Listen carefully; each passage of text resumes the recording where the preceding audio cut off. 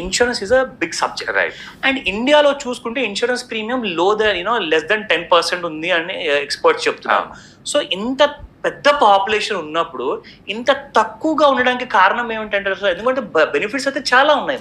బేసికల్ గా ఒక మనీ సంపాదించేంత వ్యక్తికి కంపల్సరీ తీసుకోవాల్సింది ఫస్ట్ ఇన్సూరెన్స్ అండి, సేవింగ్స్ కన్నా ముందు కూడా. Yes. ఎందుకంటే సపోజ్ ఒక 25 లో జాబ్ వచ్చింది అనుకుందాం, అతను ఫ్యూచర్ లో అప్ టు రిటైర్మెంట్ వరకు ఎంత ఎర్న్ చేయగలుగుతాడో అది ఎకనామికల్ వాల్యూ ఆఫ్ ద బాడీకి అనమాట.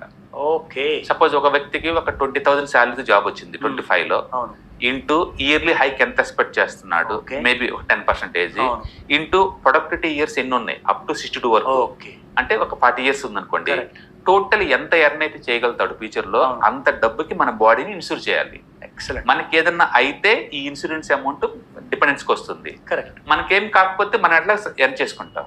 అవును. అంటే మన ఎర్నింగ్స్ ని ప్రొటెక్షన్ చేసుకోవడం కోసం ఇన్సూరెన్స్ మ్యాండేటరీ, అది చాయిస్ కాదండి, ఇది మ్యాండేటరీ. It's mandatory. ఎందుకంటే మనకి ఏదన్నా అయితే ఫ్యామిలీ రోడ్డు మీదకి వస్తుంది, కరెక్ట్. వాళ్ళ ఇంట్లో ఉంచాలి అంటే అవును. మనం ఇన్సూర్ చేయాల్సింది. ఈరోజు సంపాదిస్తుంది వాళ్ళ కోసమే. అవును. బట్ అన్ఫార్చునేట్లీ సొసైటీలో ఈ ఇన్సూరెన్స్, టర్మ్ ఇన్సూరెన్స్ ని వాళ్ళు రాంగ్ సెల్లింగ్ వల్ల ఏజెంట్లు Yes. వాళ్ళు ఏంటంటే మనీ బ్యాక్ పాలసీ అని, హోల్ లైఫ్ ఇన్సూరెన్స్ పాలసీ అని ఇలా తీసుకుంటున్నారు. ఓకే. అంటే వాళ్ళు ఇన్సూరెన్స్ ని ఇన్వెస్ట్మెంట్ అని చెప్పేసి అపోహపడుతున్నారు.